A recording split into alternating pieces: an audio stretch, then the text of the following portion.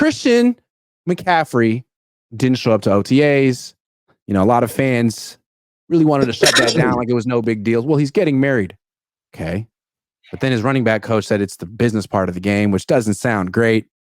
And even the fact that he would schedule his wedding right in the middle of the Niners offseason program doesn't sound great. Although maybe it was his wife's decision. Maybe he couldn't talk to her about it. Maybe, who knows the dynamics of their relationship. Anyway, we know that McCaffrey has no guaranteed money left on his deal. It's the same extension he signed 4 years ago with Carolina. The Niners traded for him, and they haven't redone the deal. They're just playing it out. And you know how athletes are. They like to get taken care of. And that's the theme of this offseason for the 49ers. I need to get taken care of. I sacrificed. Now you pay up. And if Ayuk's going to make that stand and Jennings is going to make that stand, then who's to stop the running back from saying, no. I'm the most important player here. And let's see how you guys do without me. What do you think of Christian McCaffrey potentially going to battle with the Niners over money? Okay, so I looked at his numbers, and he gets paid $12 million this year. First of all, he's the highest paid running back per average per year, and $12 million if he's on the opening day roster. If I'm not mistaken, that's guaranteed, right? Because he's the best bet. I guess I just don't understand. Now, I get it. They love their guaranteed money. And he wants some financial stability for the future. But he's a running back who is 28. And so my concern is, do you really want to put more financial strain on this roster that you need to turn over for a running back? And I just have a problem with it because, Christian, you're getting $12 million this year. If you want some guaranteed money for the following year, sure, they can make the guaranteed and turn some of it signing bonus or whatever. But I don't want to affect the cap too detrimentally for a running back. And I love Christian. He's really taking his offense to the next level. We should have drafted him instead of, who do we get that year? Solomon Thomas. So I love the guy, love him, but I just don't understand why he feels the need to try to negotiate right now when all that money he still has on his cap, other than the guarantee. I would do it if I were him. I would do it. Coming off an offensive, seriously, this team didn't draft me. I'm a running back. I'm 28. I know they're going to pay Purdy next year. They could cut me at any time. I have no guaranteed money left. This is probably the best season I'm going to have at this point forward. I don't owe them anything. This is business. And yes. Look at how they do business. If you want to get a little bit more bread out of the Niners, what do you got to do? Hold out, play hardball. That's what they want you to do. And pretty much Nick Bosa was positively reinforced for doing that. Brandon Ayuk will be positively reinforced for doing this. So why shouldn't Christian McCaffrey do it? It's like, if you want anything done, you have to show that you mean business. So the Niners created this problem themselves. They created this problem. How can we? The reports I read said it's not necessary that he wants more money; he just wants guaranteed money. Mm-hmm.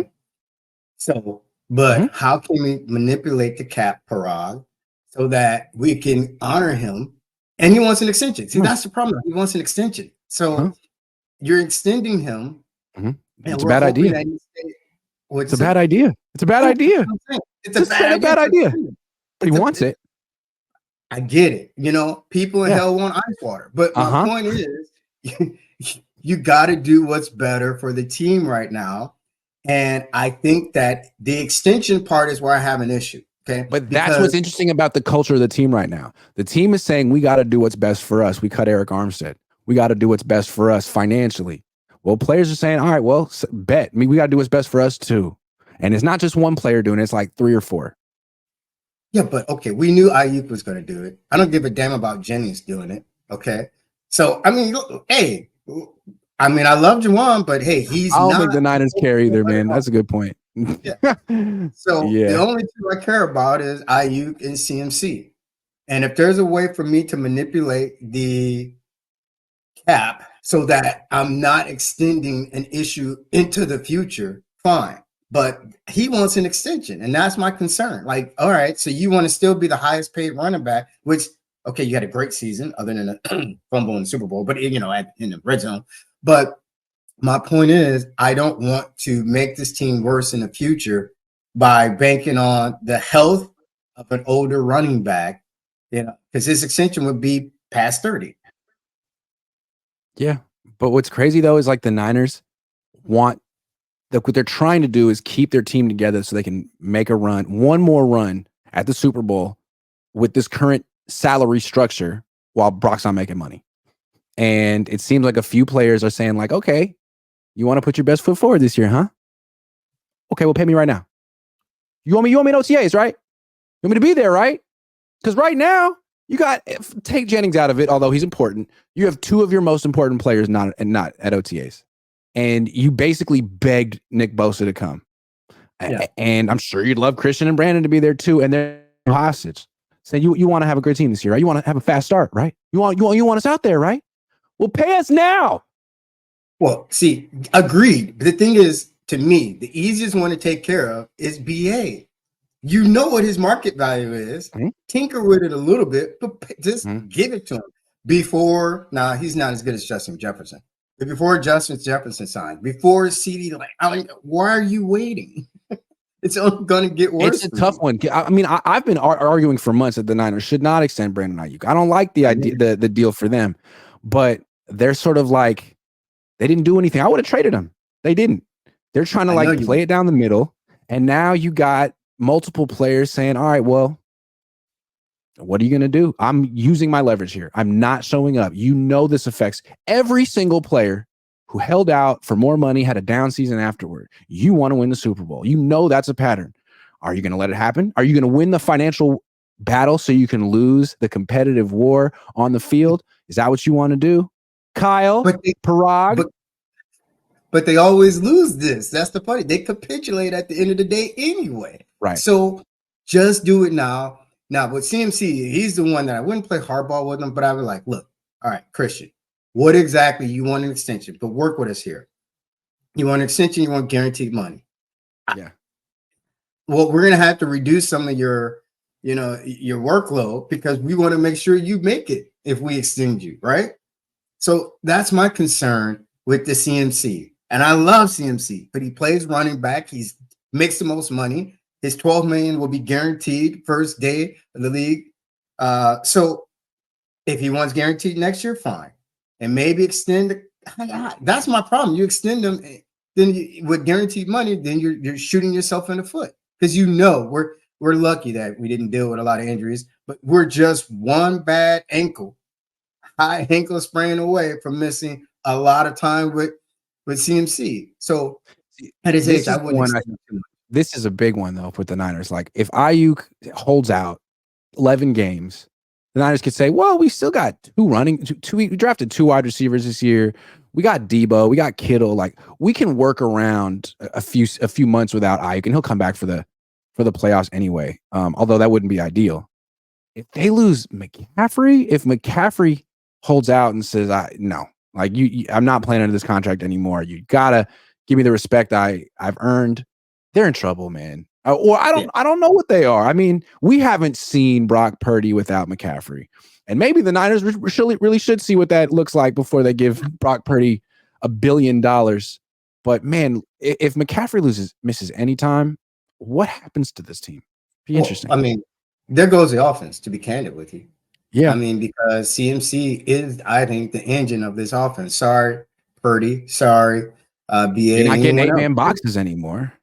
Right, exactly. No. We're not getting that, and you can double the receivers a lot easier. So, I mean, here's the thing. That's why we sit him in a room, and Kyle Levy has to probably be the one to do this and say, "Look, we want to work with you. We want to give you what you want, but you got to work with us a little bit because of where you are at the stage of your career.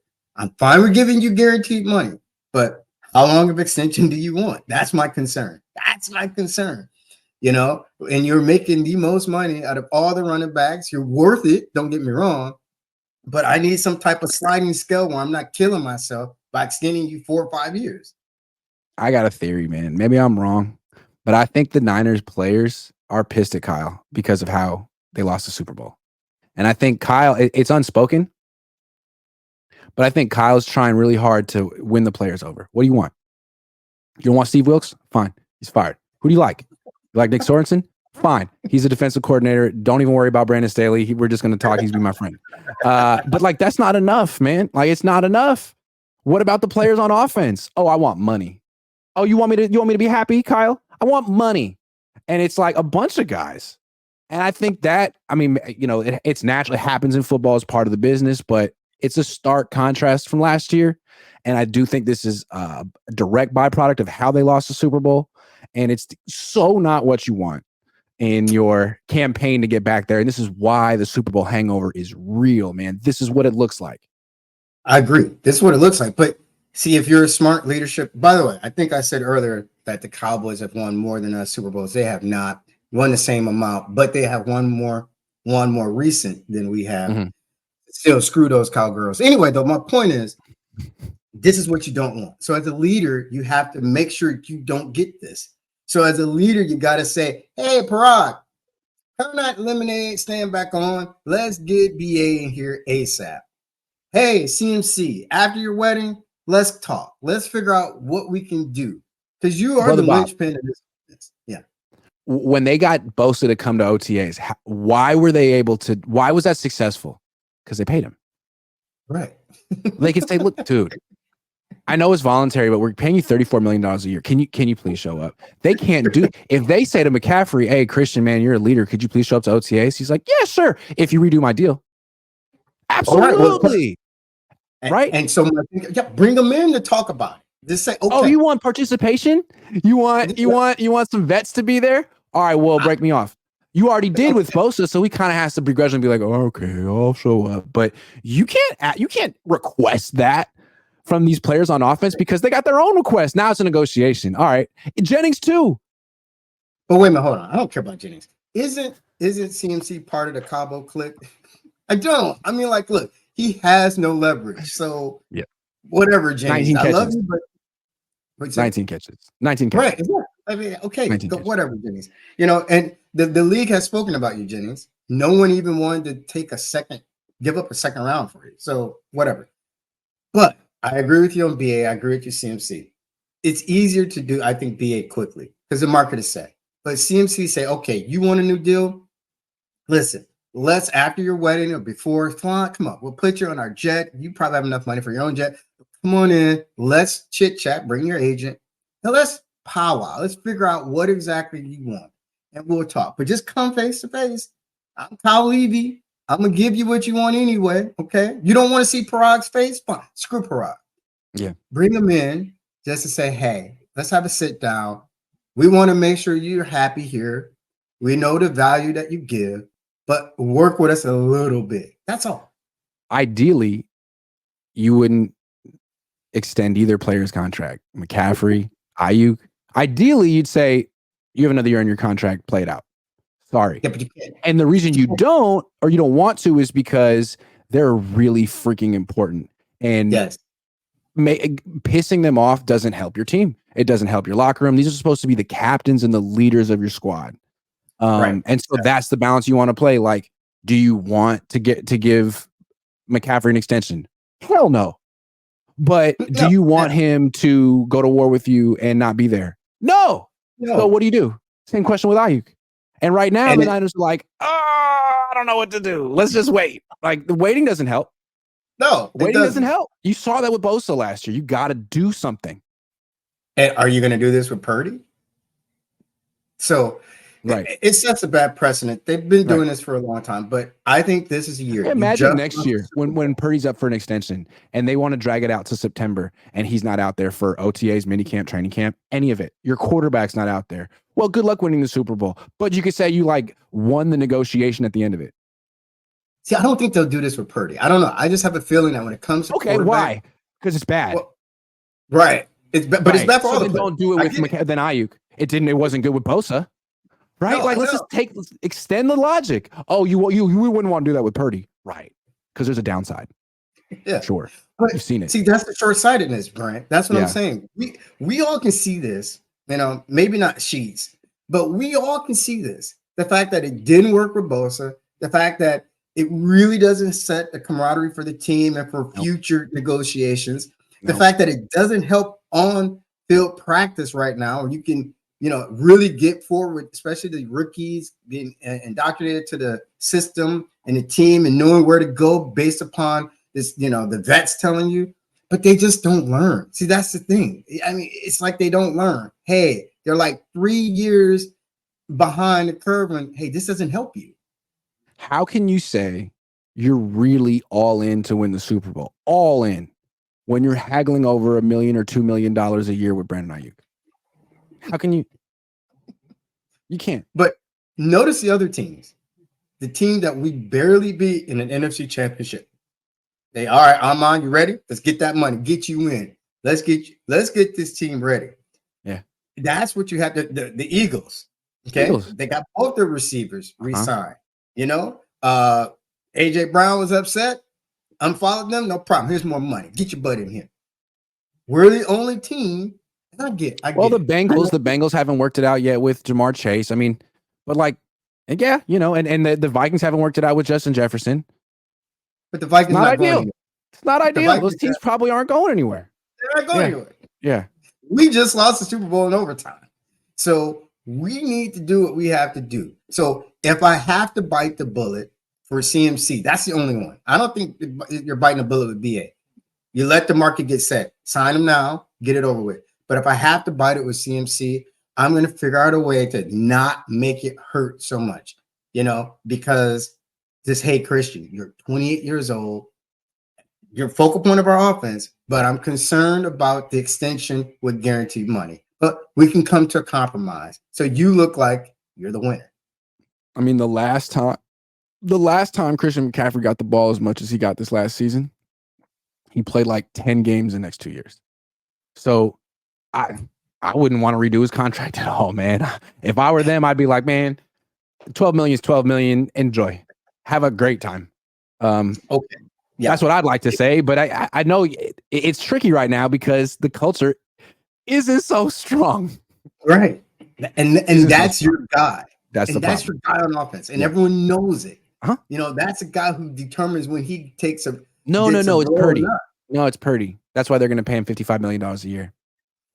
No, well, that's a discussion for another day. But hey, if that's the market rate, that's the market rate. What do you do? But if Purdy really is that guy, though, as people say that he is, then you shouldn't need the highest paid running back in the league. You shouldn't need a number one wide receiver because that's what you see with Kansas City, Buffalo. Those teams are like, look, I mean, yeah, we'd love to have Stephon Diggs or Tyreek Hill, but we just can't afford it. So we're going to go with an affordable wide receiver room, an affordable running back room, and maybe we'll splurge at tight end. And is Purdy that guy? We'll find. We need to know. Well, I know where you're going with this, and obvious, right? I'm concerned. I am concerned if Purdy is that guy. I love what I see on the field. I love what I see as far as decision making, but I don't see a Mahomes. I don't see a Josh Allen. I don't see a guy that can take over the offense and wheel it down to a touchdown score when it needs. I don't see that yet. I hope to hell that I'm wrong. But when I see Josh Allen needs to score, he makes it happen. Now, I mean, he's not perfect, but he makes it happen. Ditto with Mahomes. I mean, we watch Mahomes do it against us, right? Yeah. So I don't know if Purdy can do that. And that concerns me about giving him that big contract. But at the end of the day, what do? If he has another season like he did this year, we go far. I mean, that's the market rate, right? I mean, it is the market rate, but that's the problem. You paid Jimmy Garoppolo the market rate. The Falcons are paying Kirk Cousins the market rate. The Dolphins will pay Tua the market rate. But I mean, the Lions just paid Goff the market rate, but we all laughed. Ha ha ha ha ha ha. Oh, you think you're going somewhere paying Jared Goff that kind of money? That's hilarious. And everyone in Detroit's all defensive, like, no. Did you look at his numbers? Did you look at his numbers? This is what you got to pay a quarterback. You're screwed. And I think that's kind of what a lot of people are going to look at the Niners as once they paid Brock that much.